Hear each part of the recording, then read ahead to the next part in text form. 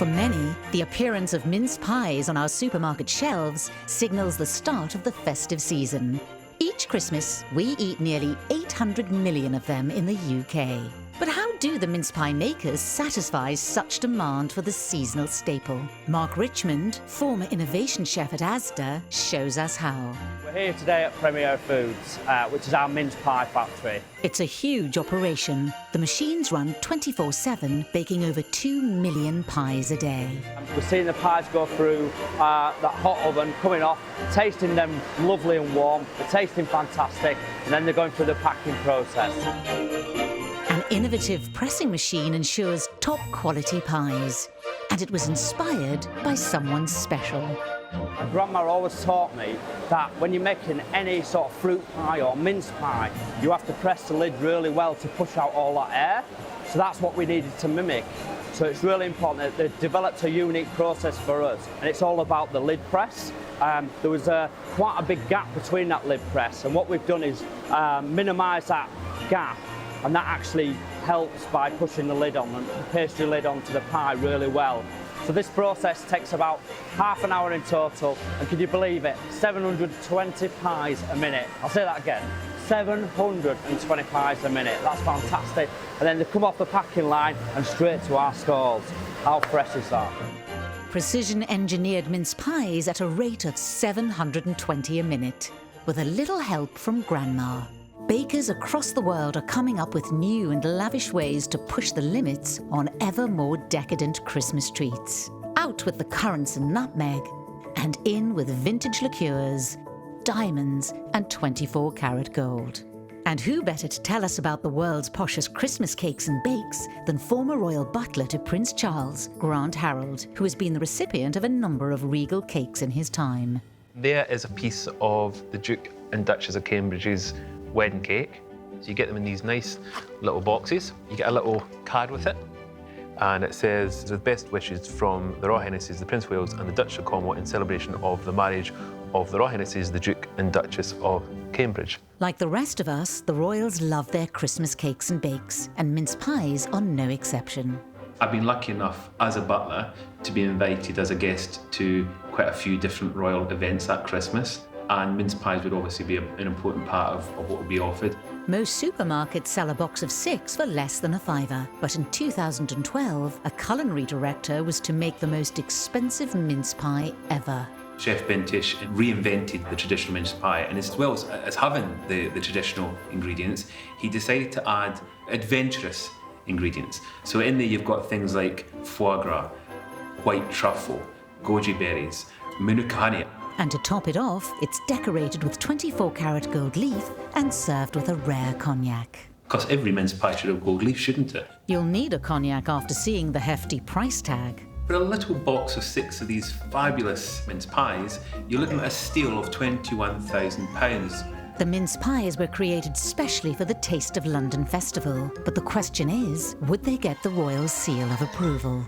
From my experience, if I was asked to serve that in a royal environment, I'd be slightly embarrassed because I think somebody would think of Christmas jokes or something. For the upper echelons of society, greater extravagance is called for.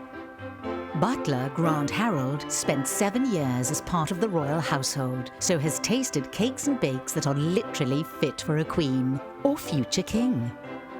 So here I've got a piece of cake that was given to me on the occasion of the wedding of the Prince of Wales and the Duchess of Cornwall. No doubt Charles and Camilla will at some point have enjoyed the centrepiece of the Italian Christmas table, panettone, tall sweet bread stuffed full of candied fruit. 3 years ago, the most expensive Christmas panettone ever was created in Milan. In 2017, Italian pastry chef Dario Hadvig made his own version of the panettone, and this has been priced at €80,000. Made on request for a Russian billionaire, this panettone was produced with 30-year-old starter yeast, which had been carefully tended to by several generations of the same family. And it was jam-packed with the world's best dried and candied fruit. Piece de resistance, the crowning of it, is 24-karat gold leaf.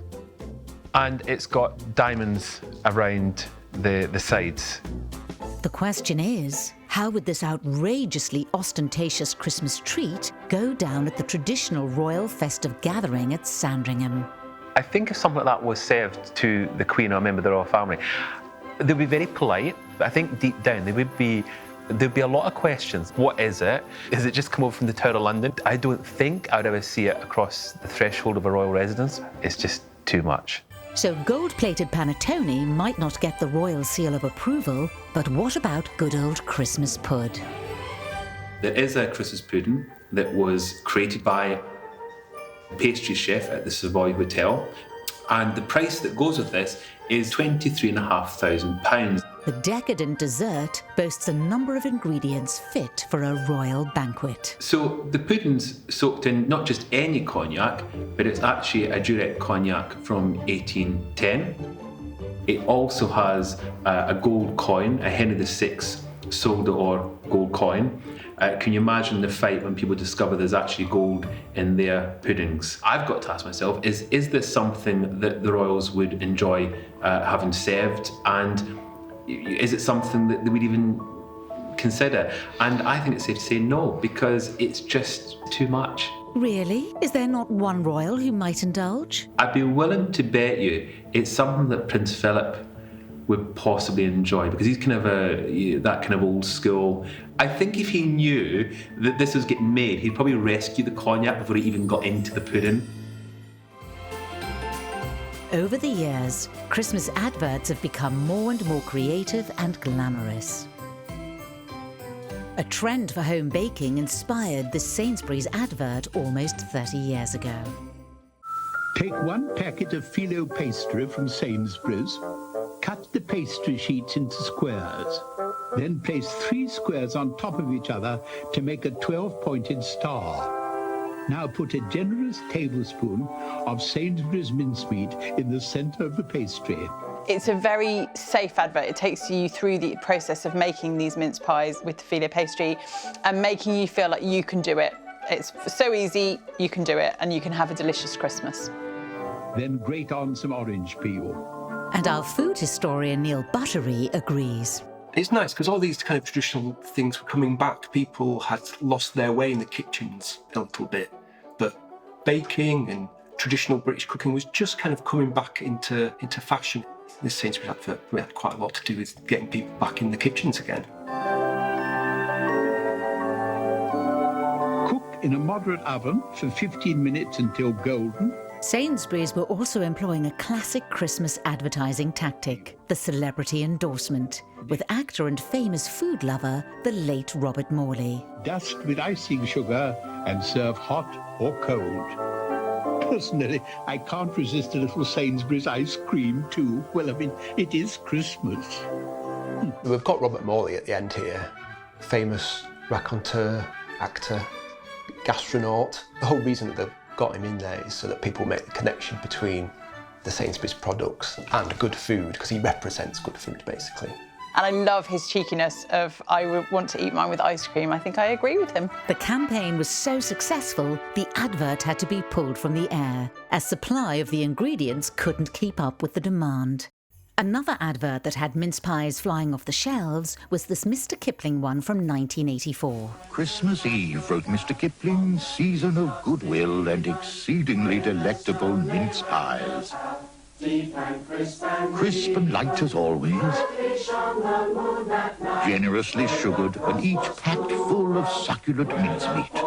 I also observed that carol singing has become exceedingly popular in this parish. I really like this Mr. Kipling Christmas advert. I think it evokes so many people who try and pass off Mr. Kipling's as their own, and it's lovely that he's warmed them, ready for the carol singers to come round. And his house clearly is the most popular house in the village or the town where he lives because he serves exceedingly good pies.